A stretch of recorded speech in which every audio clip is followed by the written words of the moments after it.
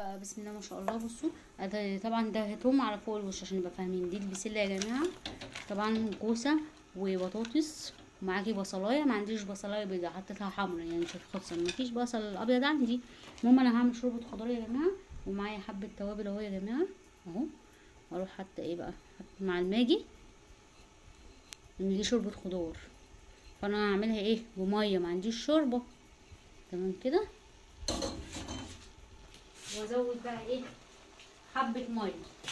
تمام كده. البسله عندي بصوا، واسيبها بقى تغلي.